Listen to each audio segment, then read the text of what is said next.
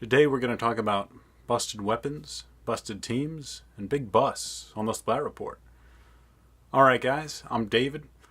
I want to talk first off over to Japan with Gambaumi bringing you the latest on the Splat Japan League. The main thing I wanted to focus on is the absolute ridiculous pick rate for the Enperry right now. It's basically being seen on almost every team, sometimes even two of them. It's definitely the preferred mode to get inkjet. And essentially that's what it is right now. It's all about the inkjets. If you look at some of the other tournaments, you're seeing like 2 inkjets on each team. It's absolutely ridiculous. So I'd look for a nerf to be coming pretty soon for the inkjet. It's hard to believe that they wouldn't touch it with it seeing, such tremendous usage right now. And we might also see a nerf to the Enperry. It could be, we could end up getting the T-Tech treatment from the last time that the Enperry was, if you remember last time, the inkjet was really good, and the T-Tech was sort of the preferred method to get it. They end up, both, nerfing the inkjet to the ground and giving the T-Tech like a, I know it was like 230 or a 210, but a ridiculous amount of special. Points 2 special.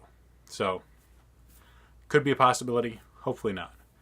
Also in Japan, PK Fuzzy recently ended up winning a tournament with Dynamon and 2 other players that I'm not too familiar with. All, really top Japanese talent.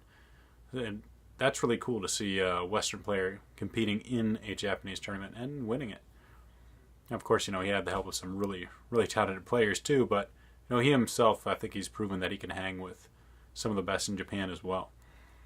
And I also really like the fact that Fuzzy's been trying to make a lot of connections, in the Japanese scene for a while now, and it's good to see those starting to pay off. I think in some ways, he's kind of a trailblazer as far as Western players, coming over to the Japanese scene.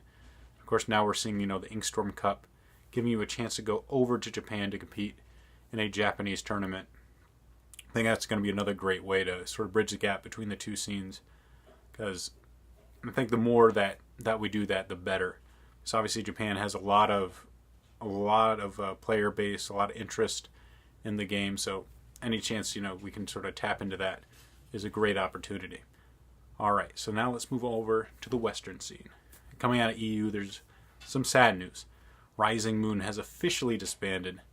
They were, a really big force, late Splat 1, early Splatoon 2. Had some great sets versus Team Olive that I really enjoyed watching. Team Olive, of course, ended up poaching probably one of their best players on the team, after PK Fuzzy left. So, but, that's clearly worked out for him pretty well, so I can't blame him on that. Alright, and moving over to North America with Tomo has recently acquired Ari Bunn, who's a fairly popular streamer. I haven't seen much of her in terms of tournament play, but we'll see. We'll see how that works out. Hopefully she does well. I think, there is some things happening in the NA scene.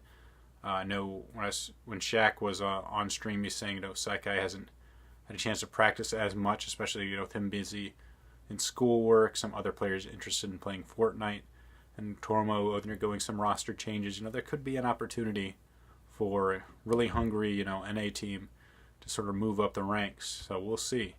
I know Prophecy, Upgrade, Deep Blues, they all seem really hungry right now. So I definitely think if the NAC needs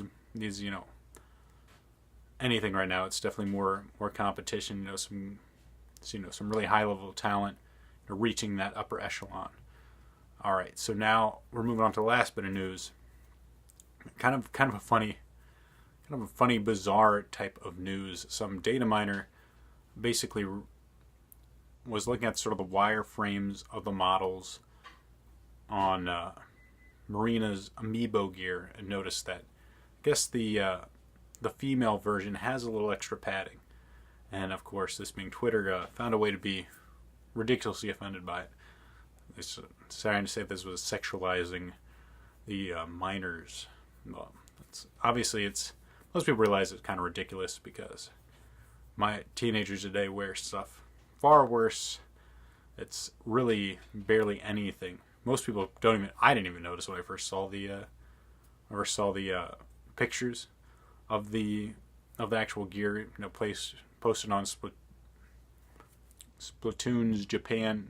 JP's Twitter account. So unless you really look at it, and it is noticeable if you look at it closely on the Marina's gear, you can see it. But it's really nothing. You can, if you wanted to, you can find a way to be offended on anything. So enjoy your amiibo gear. Hopefully it'll have something that, in terms of abilities, that isn't like wonky or very limited in usage. But it probably will. Alright guys, that's it for the Splat Report. Be sure to like, subscribe to the videos. Obviously it helps me out. Leaving a comment, I definitely appreciate what your thoughts on what we discussed today. I love to have a conversation with you guys. It really helps me think, makes me feel like people are interacting with these videos. And also be sure to check me out on Ink TV. That's inktv.media, along with a lot of other great content that they put out.